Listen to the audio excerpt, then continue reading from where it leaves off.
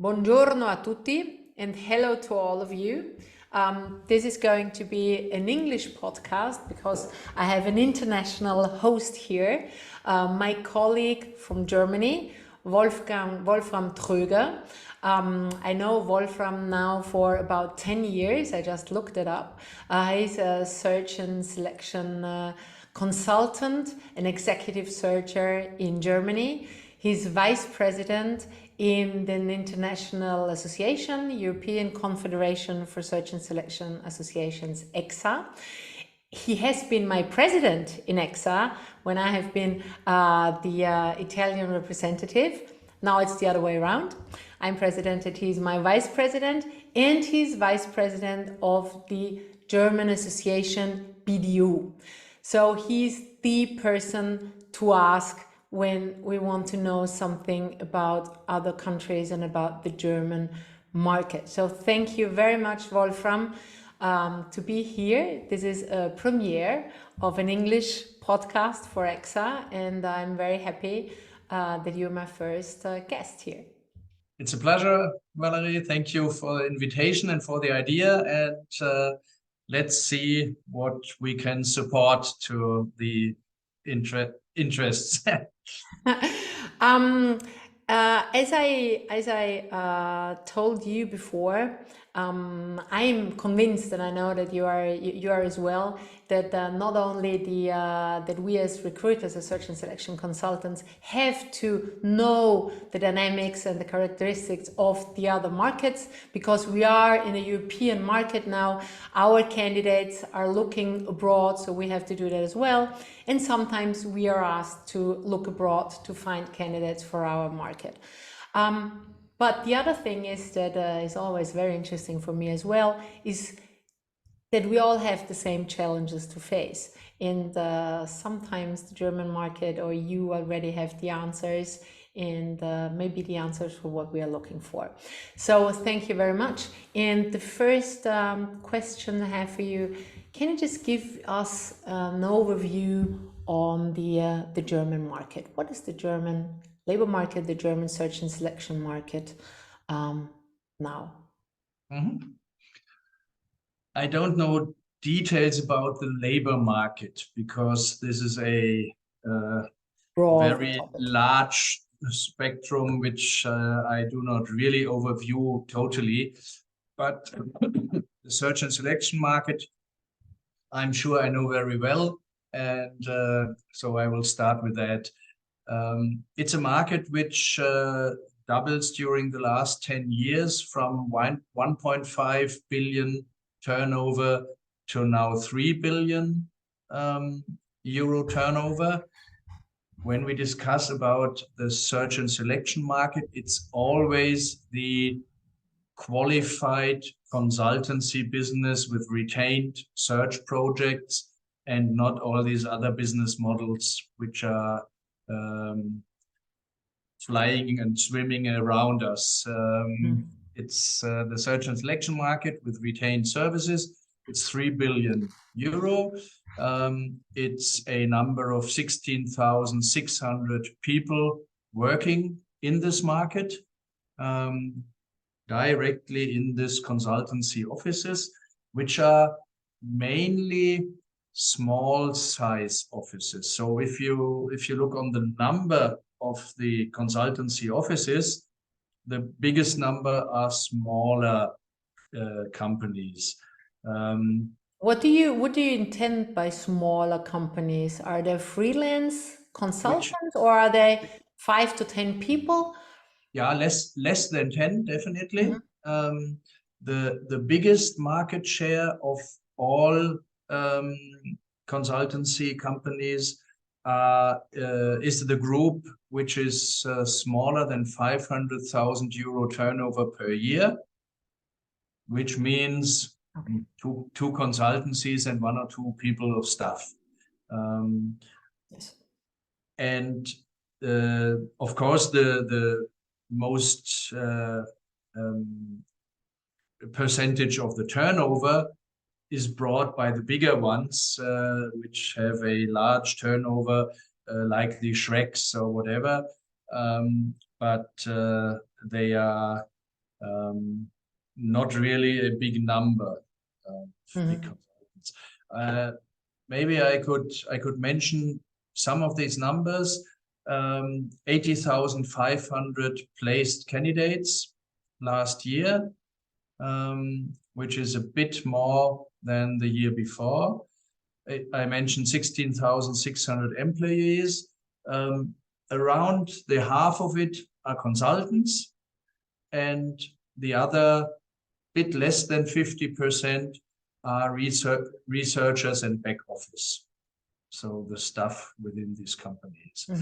55% women, which is a good information. The bit less good information is that the number of executives in the search and selection industry, which are women, shrinks a bit. And the number of searchers and back office increases. But 54%, which is good information. And I think these are the main informations about the German market. Maybe a very general information. The absolutely main part of the business is the search and selection itself. But we have some segments which are growing, which is leadership advisory, which is interim management, because a lot of search and selection consultants now also offer interim management positions, and they search for advisory and supervisory boards. This is the information which I could add to the general core business, which is, of course, the search and selection. When you say, this is a very interesting part, not that the industry actually is really growing and growing really fast. I was asking myself, is it because the labor market or the market is so challenging, so difficult, that the single companies are aware that they really that probably it's not so easy to get the right candidates or the right competences, or maybe they have to look inside and also consider the internal market, so that they need outside help? Or is it because or are there other factors that are growing companies that that you ask higher fees? I don't know. So or that the market is growing generally. Is it diversification? You know, do also a lot of advisory, so it's not only search and selection. What are the characteristics? What are they? It's all of the points you mentioned, Valerie. It's exactly that. And maybe I could add one more. You mentioned 3 points, and it's growing a market. It's the difficulty for companies to find the right people. Sometimes it's a question of time, of make or buy, and they decide, okay, it's hard for our personal department, for our HR department to do it, and so let's go by a consultant. But I think it's also the growing complexity of the possibilities the HR tech tools are offering the market. Especially mid-sized companies in Germany do really have a problem to understand what does these tools offer, what does these tools where does these tools could help me during the search and selection process. In Germany, we have we feel a weekly pop-up of HR tech tools, which are one of the other is more stupid than the one before, but there are some really helpful tools, like personalized video approach, like special outreach tools to get the candidates really interested and get in contact with them, which is pretty hard by a usual mail. There are of course, the KI AI tools like ChatGPT and it's tough for mid-sized companies with a small HR department and not really specialists in this HR tech area to bring down this complexity to a good process for the company. And they expect help from experienced consultants also in this case. This is a very interesting point because normally there is a fear in the search and selection industry, but also in the whole HR area to say, well, now all those artificial intelligence tools are coming, we're going to lose our jobs. And we all know, at least here in Italy, it's the case that sometimes the client says, well, I don't need you anymore. I will not call you anymore. We will just try before ourselves because we just bought a new HR tech tool and we will see how it goes. And if we do not succeed, then maybe we will call you. What do you say? Is it the same situation in Germany, or what would you say to such clients? It seems that it's a little bit the other way around. It's both. It's the way I describe and it's the situation you describe. A lot of consultants have the fear, oh, what does AI do with my business? Will I keep my structure for the next years? Will it change dramatically? How big will the change process be? But especially within the German association, we do a lot for teaching the consultants about AI tools, giving an overview. We have we call it HR tech map, where we analyze HR tech tools and position them on a map. What are they able to do? Are they successful? How expensive are they? And we see that the consultants who are willing to learn about HR tech tools and get an overview and are really good informed are very,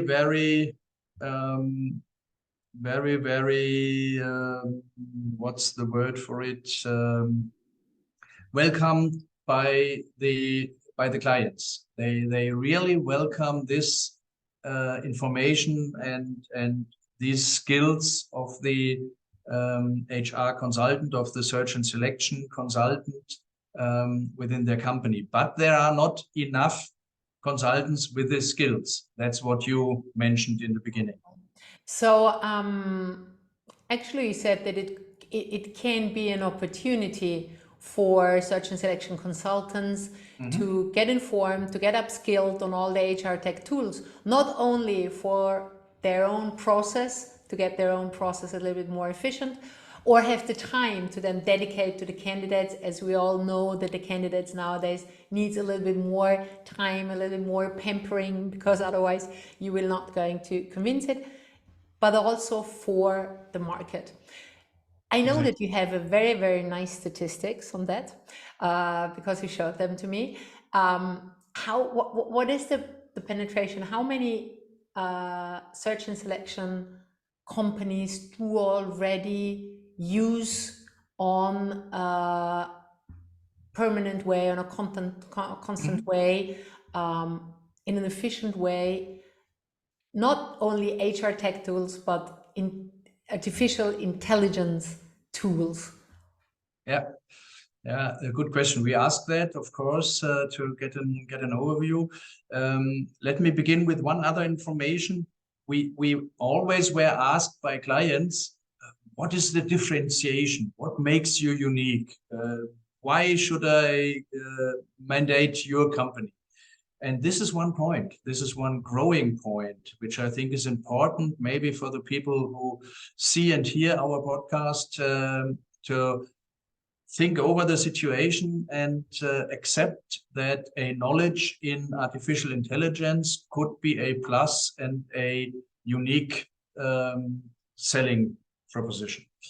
75% of the German consultants are already working with AI, with artificial intelligence tools.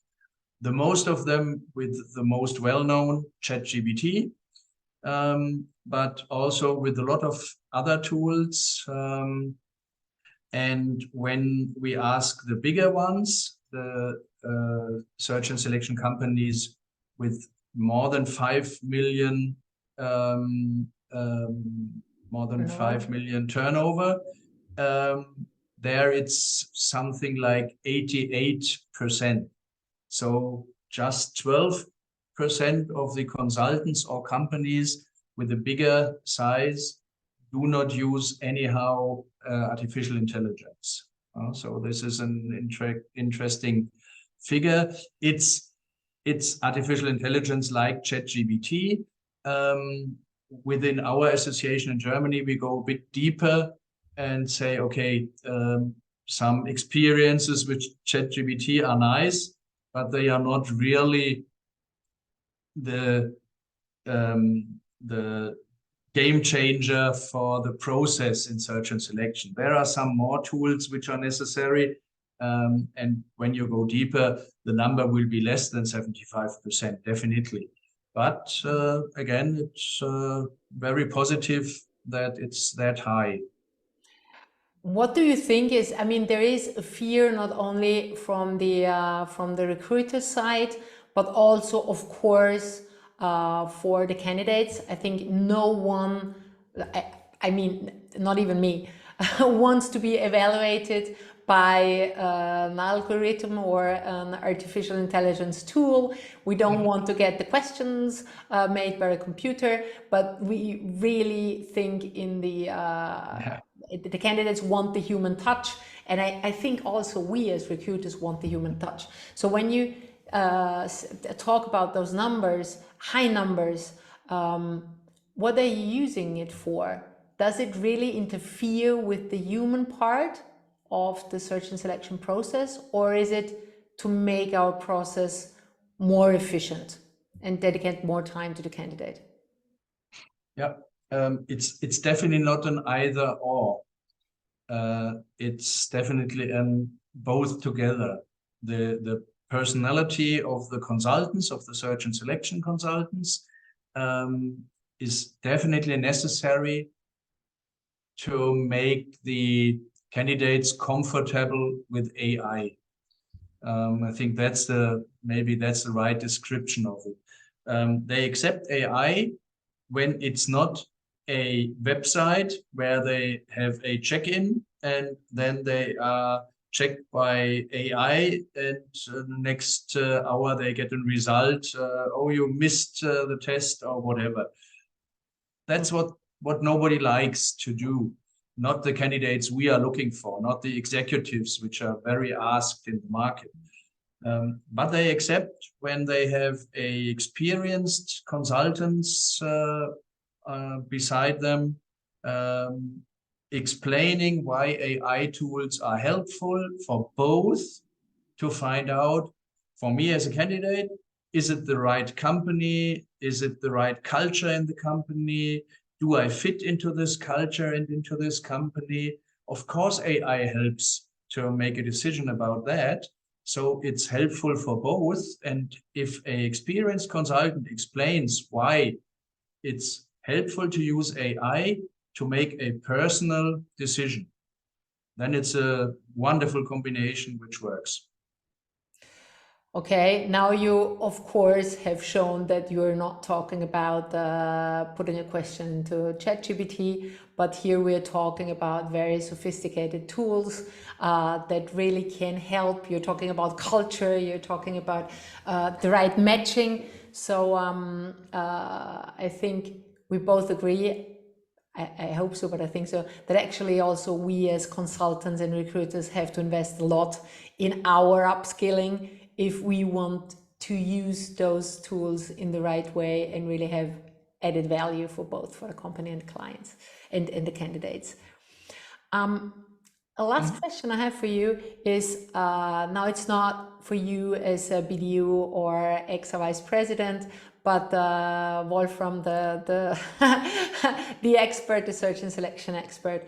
What do you think for you now in this current market? What are the challenges? What are the things that you say, this is going to be very, not only very hard, but this is going to be very important for the next month? I try to give you the same answer I give to my clients who ask me, what are you doing and why are you hoping or willing to be successful the next years as well? I say I need experience, which I do have. I need technology, which we are working on, and I need enthusiasm, because only with some enthusiasm, with a good understanding of my clients, with a chance to bring this enthusiasm to the candidates, and they have to get lighty eyes, they have to understand why this client is a really interesting one. That's the only chance to differentiate us between all these CV dealers and people who are sending CVs somewhere, but they are not able to do this difference, to do this magic triangle with experience, technology, and enthusiasm. That's what we have to do. And there are, of course, challenges. There are challenges to find the right candidates. There are challenges to get in contact with them, because only when I get in contact with them, I could bring over some enthusiasm and some information. Of course, there are challenges, but the solution for this is this triangle.